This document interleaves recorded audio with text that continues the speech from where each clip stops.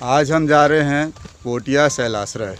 अभी हम लोग पोटिया नामक एक गांव में हैं और ये पोटिया में बहने वाला एक छोटी नदी है, सरिया नदी। और ऐसी छोटी नदियों के लिए हिंदी में तो कोई नाम नहीं है और इसे नाला कहना भी उचित नहीं है। इसकी चौड़ाई आप देख सकते हैं। हम लोग यहाँ से साइड से होते हुए और साथ साथ जाएंगे, उस पहाड़ तक जाएंगे और वो पहाड़ जहाँ दिख रहा है उसके पहाड़ के किनारे किनारे आगे चलते हुए आगे जाएंगे, वहाँ पर ही शैलाश्रय स्थित है। और इसके लिए हमने स्थानीय एक युवक का सहयोग लिया है और हमारे एक और साथी हैं जो रायगढ़ से आए हैं।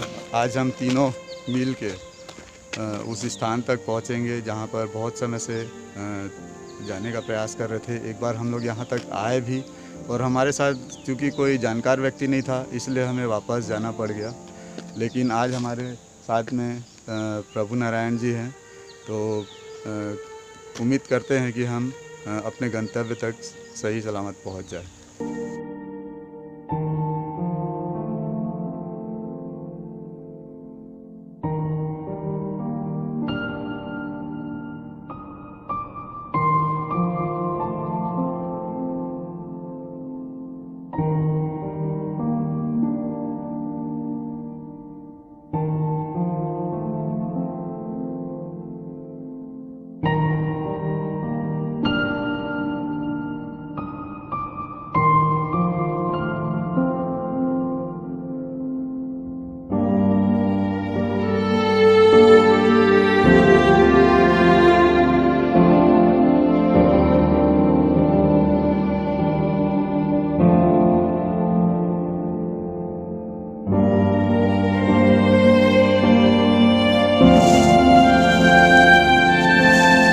बहुत कठिन जंगल है ये। पूरे जंगल और पहाड़ के बीच में काफ़ी दूर तक अंदर जाना पड़ रहा है और काफ़ी दूर तक यहाँ पर पैदल चलना पड़ रहा है।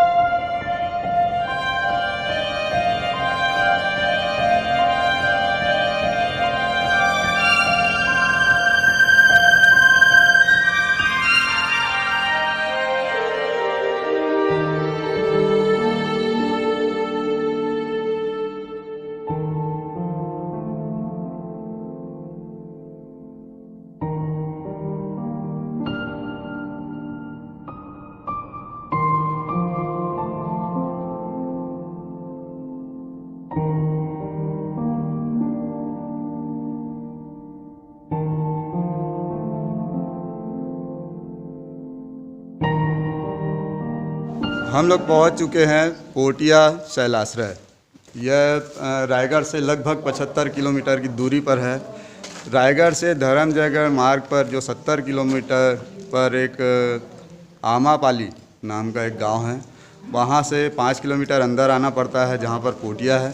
और पोटिया से भी हम लोग यहाँ पे 2-3 किलोमीटर लगभग पहाड़ के किनारे किनारे पैदल चलते हुए आए हैं, तब कहीं जाकर यहाँ पर पहुँच पाए हैं।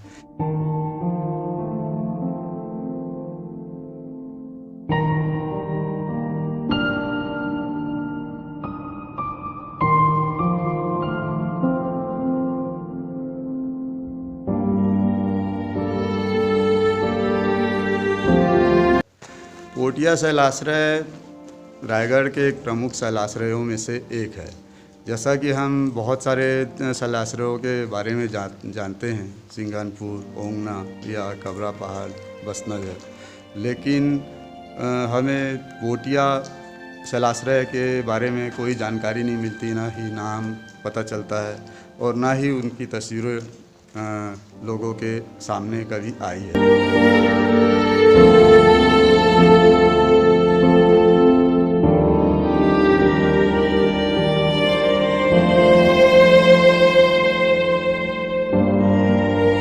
कई सालों से यहाँ पर आने का प्रयास कर रहे थे। एक बार हम यहाँ पर आधे बीच तक आके वापस भी चले गए, क्योंकि बिना किसी जानकार व्यक्ति के इस स्थान तक पहुँच पाना शायद संभव ही नहीं है। लेकिन आज हमें एक स्थानीय पोटिया ग्राम के एक स्थानीय व्यक्ति ने हमारा सहयोग किया है। कहाँ रहते हो आप? पोटिया। और इस स्थान के बारे में क्या जानते हो? जमुना माड़ा कहते हैं। जमुना माड़ा, अच्छा। अभी तक मैंने जितने भी शैलाश्रय रायगढ़ में देखे हैं, वो उसमें किसी में भी इतना विशाल इस तरह का गुफा नहीं है। पोटिया की यह गुफा इतनी विशाल है, इसे कैमरे में कैद करना संभव ही नहीं हो पा रहा है। या तो हम पीछे चले जाते हैं जहाँ पे जंगल है, अंदर आते हैं तो ऊपर का जो आकृति है वो दिखाई ही नहीं पड़ता है।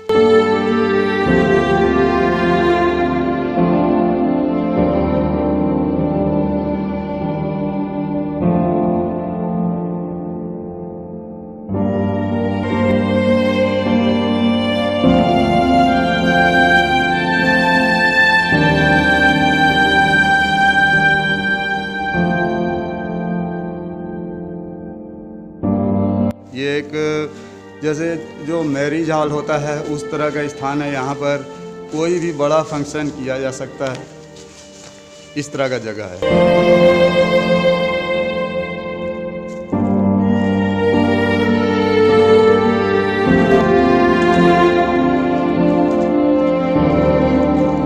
हजारों साल पहले जो आदिमकालीन मनुष्य इन स्थानों का प्रयोग करते थे, संभव है कि वो लोग इन स्थानों का प्रयोग मीटिंग हॉल के रूप में करते होंगे।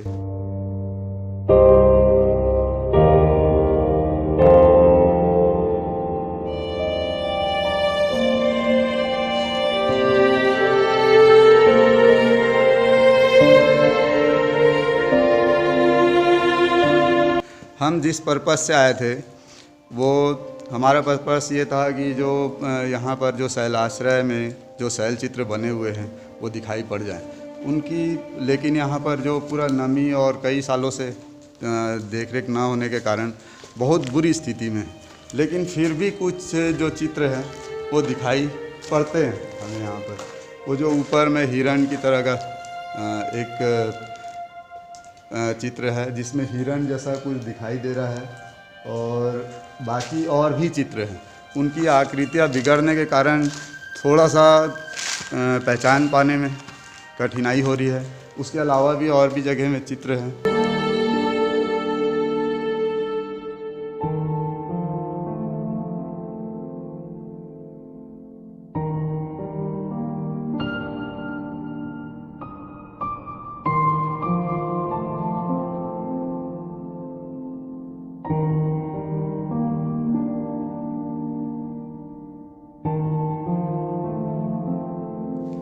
पोटिया की इस यात्रा में हमारे साथ में हैं रवीन भाई, रवीन तोप खाने वाले जी। इनसे जानते हैं कि यहाँ पर इनको कैसा लग रहा है या क्या समझ में आ रहा है। मेरे विचार से तो ये बहुत प्राचीन काल से बनी हुई एक बेहतरीन गुफा है। अगर ये हमारा सौभाग्य है कि आज हमको ये देखने के लिए मिला, और मैं चाहूँगा कि जो भी इन चीज़ों को देखने में रुचि रखते हैं वो एक बार आके यहाँ इसे ज़रूर देखें। उन्हें एक अलग ही आनंद की अनुभूति होगी और बहुत ही अच्छा लगेगा।